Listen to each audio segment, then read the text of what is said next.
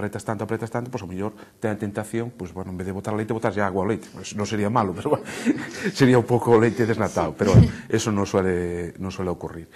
Pero, entonces, esta situación ten que darse conta a distribución que non pode estar xogando con produtos reclamos.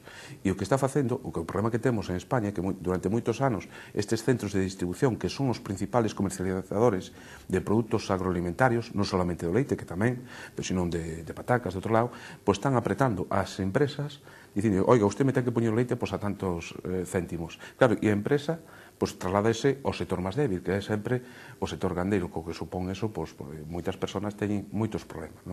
Non é concebible que eu, que me vou tomar un café no bar de enfrente, me coste o café €1 e un litro de café 50 céntimos, un litro de leite. É dicir, realmente hai unha cousa que falla na cadena.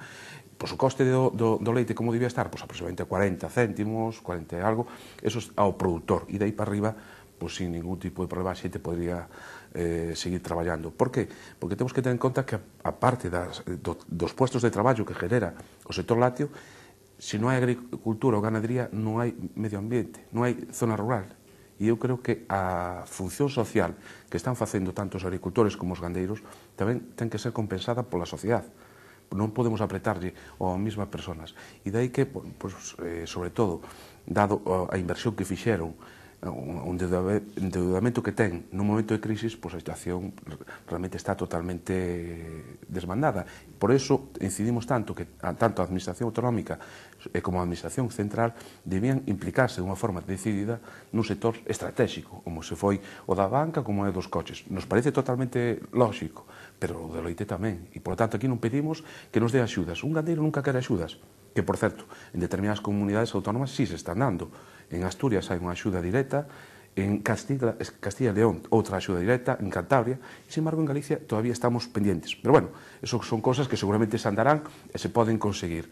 Estamos avanzando nas negociacións con o tema da trazabilidade, é dicir, que un consumidor de Ferrol poida saber que ese leite foi producido en España ou en Polonia, e que a día de hoxe non sabe. A día de hoxe sabe que foi envasado nunha planta de Lugo ou nunha planta da Coruña, pero non sabe nada máis. Neso estamos avanzando.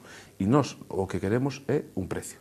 O dían os produtores non queren axudas, nós non queremos subvencións. O que queremos é que nos paguen o leite, ou polo menos para que nos dé para vivir como calquera persona que poida os seus fillos ir a estudiar a universidade ou a donde necesiten, que teña unha calidade de vida como calquera, porque temos que ter en conta que además é un sector moi aferrado ao seu traballo. As vacas hai que ordeñadas de lunes a domingo, a mañá, non? E hai que darles de comer. É dicir, a capacidade de traballo que teñen é moi grande. Se esa capacidade de traballo non se compensa cunha renta mínima que dé para vivir, pois a situación realmente é moi problemática. E dai que cada vez queden menos explotacións, o descenso sea paulatino e que nos este frenando a pesar das axudas para a incorporación de personas xóvenes ou algo que é moi positivo, porque estamos permitindo a moitas, sobre todo nas zonas rurales, a mulleres a cotizar para ter dereito a unha prestación digna que antes non tiña. Se consiguen cousas, pero o que nos falta, e a pata da mesa, donde tiña que estar a Administración Central, sobre todo a ministra,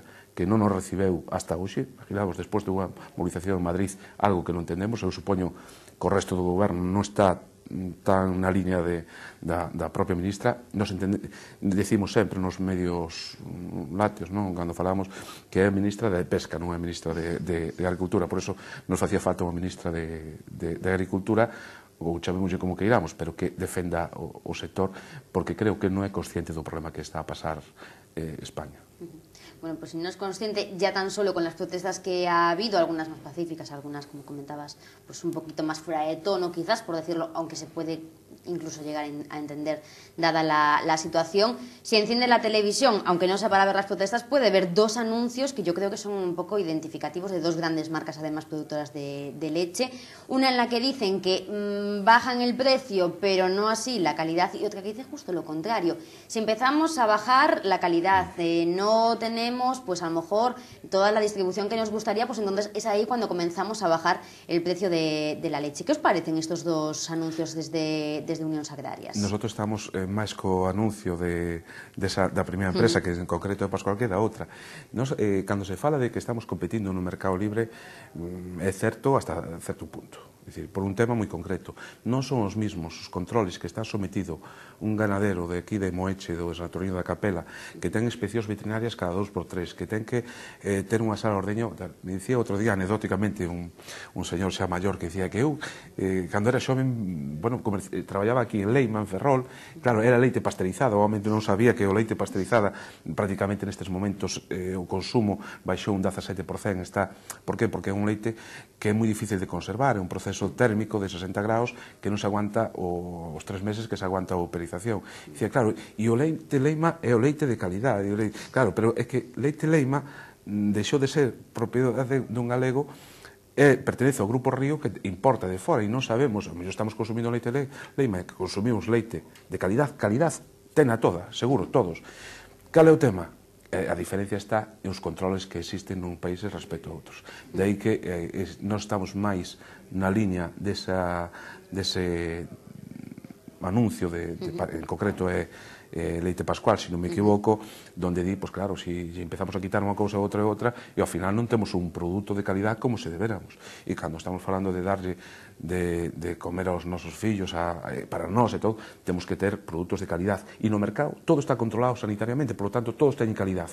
Seguramente, o único varía, pois, a mellor as características físicas que varían dun a outro, pero estamos falando de calidad. Por que?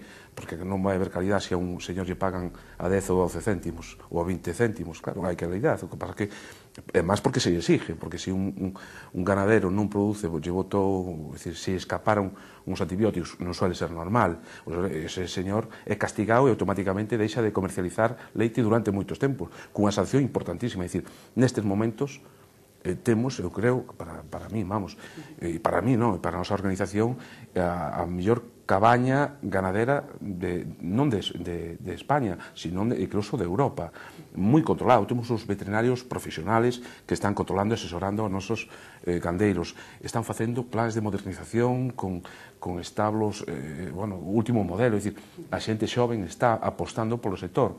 Esa aposta polo sector en tan pouco tempo, que os franceses fixeron en 50 anos, este país está facendo en 23, 25 anos. Claro, eso supón invertir, ter moitos créditos nos bancos, e que os bancos, a final de mes, nos veñan a dicir, oiga, usted ten que pagar este crédito que os bancos están para ganar.